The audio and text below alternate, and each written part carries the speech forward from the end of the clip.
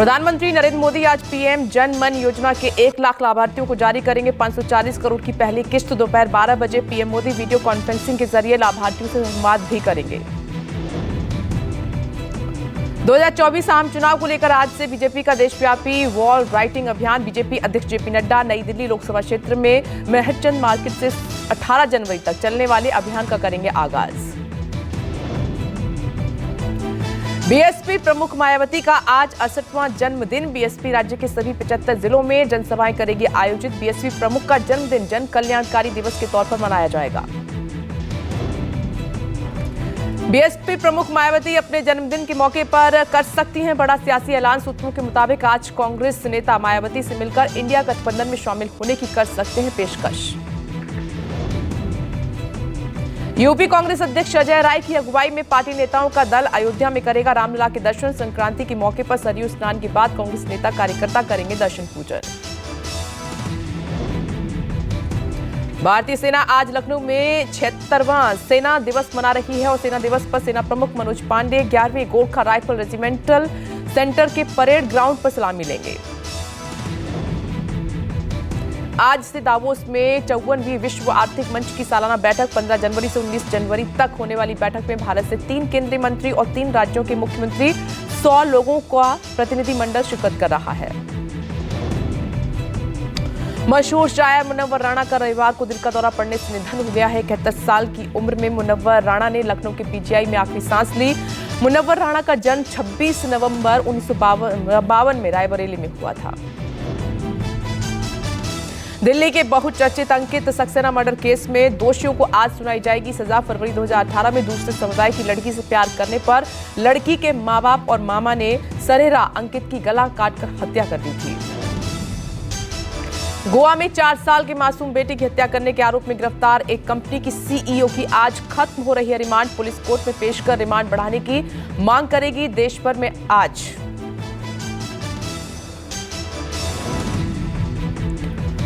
भर में आज मकर संक्रांति की धूम है। सूर्य के उत्तरायण होने के मौके पर मनाए जाने वाले इस पर्व पर श्रद्धालु पवित्र नदियों में स्नान कर दान पुण्य करते हैं।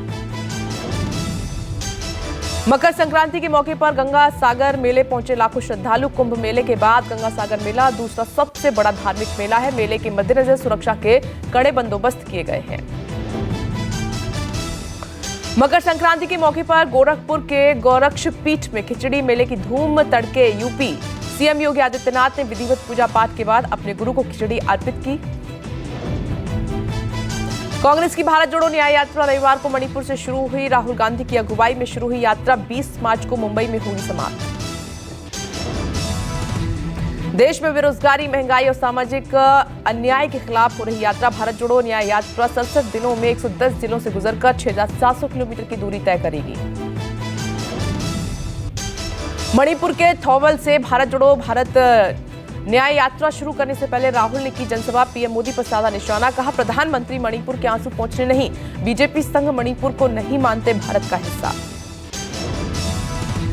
भारत जोड़ो न्याय यात्रा में राहुल गांधी आम लोगों से मिल रहे हैं। थौबल में कांग्रेस नेता ने एक चाय स्टॉल पर स्थानीय लोगों से बातचीत की। न्याय यात्रा को कांग्रेस अध्यक्ष मल्लिकार्जुन खड़गे ने हरी झंडी दिखाकर रवाना किया। खड़गे बोले कि मोदी जी समंदर में सैर करने जाते हैं, राम राम जपते हैं, लेकिन मणिपुर नहीं आते। राहुल गांधी की भारत जोड़ो यात्रा पार्ट 2 से कांग्रेस नेताओं का जोश आई है। राहुल गांधी के साथ मणिपुर पहुंचे सलमान खुर्शीद, सचिन पायलट, दिग्विजय सिंह, आनंद शर्मा और राजीव शुक्ला ने कहा कि देश को राहुल से उम्मीद है। लखनऊ में यूपी कांग्रेस के कार्यकर्ताओं ने राहुल गांधी की भारत जोड़ो न्याय यात्रा के समर्थन में निकाली मशाल रैली। राहुल गांधी की न्याय यात्रा पर केंद्रीय मंत्री अनुराग ठाकुर ने कसा तंज। कहा कि किसे कितना न्याय मिलेगा ये मालूम नहीं, लेकिन अपने साथ अन्याय से आहत कई कांग्रेस नेता छोड़ रहे हैं पार्टी। भारत जोड़ो न्याय यात्रा पर कटाक्ष करते हुए केंद्रीय मंत्री हरदीप पुरी ने कहा कि 1984 में सिखों के खिलाफ जो अत्याचार हुआ उसमें न्याय हुआ क्या राहुल ने पीड़ितों से माफी मांगी? महाराष्ट्र के दिग्गज कांग्रेस नेता मिलिंद देवड़ा ने छोड़ी पार्टी। शिवसेना एकनाथ शिंदे गुट में हुए शामिल। मुंबई साउथ से सांसद देवड़ा काफी समय से नाराज चल रहे थे। मिलिंद देवड़ा ने इस्तीफा देते हुए एक्स पोस्ट में लिखा कि आज मेरी राजनीतिक यात्रा में एक महत्वपूर्ण अध्याय का समापन हुआ है। कांग्रेस से इस्तीफे के बाद मेरे परिवार की 55 साल पुरानी सदस्यता समाप्त हो गई है। मिलिंद देवड़ा के इस्तीफे पर कांग्रेस सांसद अधीर रंजन चौधरी ने कहा कि किसी को अगर पार्टी छोड़नी है तो छोड़ दे, कांग्रेस ने उन्हें क्या कुछ नहीं दिया। जयराम रमेश ने इस्तीफे की टाइमिंग पर सवाल खड़ा किया है, कहा कि मिलिंद के इस्तीफे की घोषणा का समय साफ तौर से पीएम मोदी द्वारा तय किया गया है। मिलिंद देवड़ा के कांग्रेस इस्तीफे पर बीजेपी ने राहुल गांधी पर निशाना साधा है। BJP IT cell chief Amit Malviya ने कहा कि राहुल गांधी को न्याय यात्रा से पहले पार्टी के नेताओं से न्याय करना चाहिए। यूपी के अलीगढ़ से पीएम मोदी की 25 जनवरी को सभा, बीजेपी ब्रज प्रदेश और पश्चिम क्षेत्र के नव मतदाताओं को करेगी संबोधित। देश भर में हर विधानसभा के 5-5 हजार नव मतदाताओं से वर्चुअल संवाद। मध्य प्रदेश के मुख्यमंत्री मोहन यादव 22 जनवरी को अयोध्या में राम मंदिर में प्राण प्रतिष्ठा का कार्यक्रम होगा। पूरा देश रोमांचित है, हमने निर्णय लिया है कि 22 जनवरी को ड्राई डे रहेगा, ये कहा। बिहार की राजधानी पटना में मकर संक्रांति पर दही चूड़ा की दिखेगी सियासत। आरजेडी अध्यक्ष लालू प्रसाद यादव के घर आयोजित भोज पर सीएम नीतीश सहित शामिल होंगे कई दिग्गज नेता। बीजेपी अध्यक्ष सम्राट चौधरी ने भी आयोजित किया है भोज। कांग्रेस नेता शशि थरूर ने आगामी आम चुनाव को लेकर किया बड़ा दावा। सबसे बड़ी पार्टी के तौर पर उभरने के बावजूद बीजेपी की सीट संख्या में हो सकती है रिकॉर्ड गिरावट। झोपड़ी हटाने को लेकर आम आदमी पार्टी घर बचाओ बीजेपी हटाओ का अभियान। आप विधायकों ने सीएम केजरीवाल के नेतृत्व में अभियान की शुरुआत की। नई दिल्ली विधानसभा क्षेत्र के बीआर कैंप से शुरू अभियान। 21 जनवरी को इसे लेकर बीजेपी मुख्यालय पर 12 बजे प्रदर्शन भी किया जाएगा। दिल्ली की मंत्री आतिशी ने दावा किया है कि केंद्र सरकार दिल्ली की झुग्गी झोपड़ियां हटाना चाहती है। दिल्ली में झुग्गी वासियों से छुटकारा पाने की साजिश कर रही है बीजेपी। स्वास्थ्य मंत्री सौरभ भारद्वाज ने भी बीजेपी पर आरोप लगाया, कहा कि केंद्र सरकार गरीबों को सड़क पर ला रही है, जबकि चुनाव से पहले बीजेपी ने पक्के मकान देने का वादा किया था। रामनगरी अयोध्या में आज से चलेंगी इलेक्ट्रिक बसें। धर्मपथ और रामपथ पर 100 इलेक्ट्रिक बसों का संचालन। रविवार को सीएम योगी ने हरी झंडी दिखाकर किया रवाना। लखनऊ में राम मंदिर ट्रस्ट के महासचिव चंपत राय करेंगे प्रेस कॉन्फ्रेंस। 16 जनवरी से शुरू हो रहे प्राण प्रतिष्ठा कार्यक्रम की शुरुआत की साझा करेंगे जानकारी। 17 जनवरी को श्री विग्रह का भ्रमण और गर्भगृह का शुद्धिकरण। मकर संक्रांति के मौके पर पीएम मोदी ने गौ सेवा की। पीएम मोदी ने गायों को गुड़, खिचड़ी और हरा चारा खिलाया। ये पहला मौका नहीं है, इससे पहले भी पीएम मोदी गौ सेवा करते देखे गए हैं। दिल्ली में केंद्रीय राज्य मंत्री एल मुरुगन के घर पोंगल के मौके पर पहुंचे प्रधानमंत्री नरेंद्र मोदी। गुजरात के दौरे पर गृह मंत्री अमित शाह अहमदाबाद के श्री जगन्नाथ मंदिर में दर्शन व पूजन करेंगे और वेजलपुर, गांधीनगर और साबरमती विधानसभा में उत्तरायण पतंग महोत्सव में भी शामिल होंगे। अयोध्या में प्राण प्रतिष्ठा से पहले शुरू हुआ स्वच्छता का अभियान। पीएम मोदी की अपील का असर, बीजेपी के कई दिग्गजों ने सफाई अभियान में हिस्सा लिया। सीएम योगी ने अयोध्या में सफाई अभियान की शुरुआत की और लता मंगेशकर चौक के पास से की सफाई अभियान की शुरुआत। सफाई अभियान 21 जनवरी तक चलेगा। उत्तर प्रदेश के उप मुख्यमंत्री केशव प्रसाद मौर्य ने सफाई अभियान चलाया। प्राण प्रतिष्ठा समारोह से पहले स्वच्छता अभियान के तहत बालकेश्वर महादेव मंदिर में सफाई की।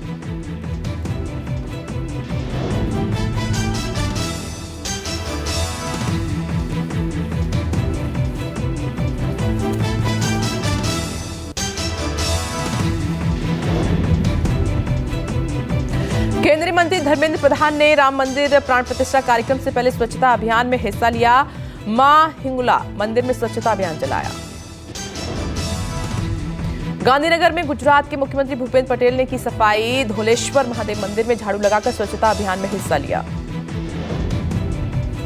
उत्तर प्रदेश के उप मुख्यमंत्री ब्रजेश पाठक ने भी कूड़ा उठाया और दक्षिण मुखी हनुमान मंदिर में स्वच्छता अभियान में भाग लिया। महाराष्ट्र के मुख्यमंत्री एकनाथ शिंदे ने मुंबई में विभिन्न स्थानों पर डीप क्लीन ड्राइव में भाग लिया, सभी को सफाई का संदेश दिया। रामलला की प्राण प्रतिष्ठा से पहले पीएम मोदी ने स्वच्छता के लिए एक वीडियो जारी किया है। देश से अयोध्या को सबसे स्वच्छ शहर बनाने की अपील की। पीएम मोदी ने कहा कि अब देश दुनिया के लोग लगातार हर रोज अयोध्या आते रहेंगे। स्वच्छ अयोध्या अयोध्या वासियों की जिम्मेदारी है। जेपी नड्डा, रक्षा मंत्री राजनाथ सिंह और गृह मंत्री अमित शाह को राम मंदिर प्राण प्रतिष्ठा का मिला न्योता। नृपेंद्र मिश्रा और आलोक कुमार ने दिया है न्योता। जेपी नड्डा ने निमंत्रण स्वीकार करते हुए कहा कि वो प्राण प्रतिष्ठा कार्यक्रम में अयोध्या आएंगे। अमित शाह और राजनाथ सिंह ने भी निमंत्रण पर आभार व्यक्त किया है। Master blaster cricketer Sachin Tendulkar को भी राम मंदिर प्राण प्रतिष्ठा का न्योता मिला है। कप्तान रोहित शर्मा, विराट कोहली के बाद सचिन तीसरे क्रिकेटर हैं जिन्हें राम मंदिर का न्योता दिया गया है। टीवी के राम को भी न्योता मिला है। अरुण गोविल ने कहा कि प्राण प्रतिष्ठा कार्यक्रम को देखने के लिए अयोध्या जाने को बहुत उत्साहित हूं। अखिलेश यादव को भी राम मंदिर का न्योता भेजा गया। अखिलेश यादव ने कहा कि समारोह के बाद दर्शन करने अवश्य आऊंगा। आगरा में राम मंदिर प्राण प्रतिष्ठा समारोह से पहले बाजार में सोने और चांदी के बने राम दरबार की मांग बढ़ी है। दुकानों पर राम दरबार की अलग अलग तरह की प्रतिमा बनाई जा रही है। मथुरा की दीनदयाल गौशाला समिति ने राम मंदिर प्राण प्रतिष्ठा समारोह के लिए विशेष अगरबत्तियां तैयार की हैं। साथ ही राम भक्तों ने मथुरा में अक्षत यात्रा निकाली। जम्मू कश्मीर में अयोध्या में रामलला के अभिषेक से पहले उधमपुर में अक्षत यात्रा निकाली गई। यात्रा में सैकड़ों की संख्या में महिलाओं ने हिस्सा लिया।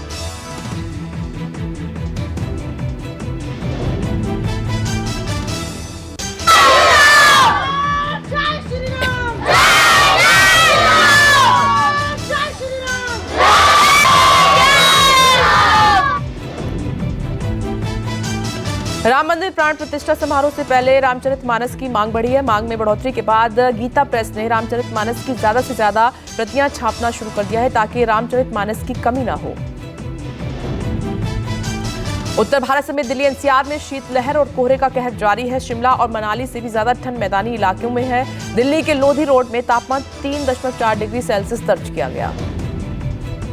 दिल्ली में घने कोहरे की वजह से विजिबिलिटी घटने से एयरपोर्ट पर कई फ्लाइट का शेड्यूल बदला है। यात्रियों को हो रही है भारी परेशानी। दिल्ली में शीतलहर जारी है। घने कोहरे की वजह से इंडिया गेट के आसपास विजिबिलिटी बेहद कम, धुंध की चादर में लिपटा नजर आया इंडिया गेट। घने कोहरे की वजह से सरायकाले खां इलाके में विजिबिलिटी घटी है। ड्रोन तस्वीरों में दिखी आसमान में छाई धुंध। दिन में हेडलाइट जलाकर सड़कों पर चल रहे हैं वाहन।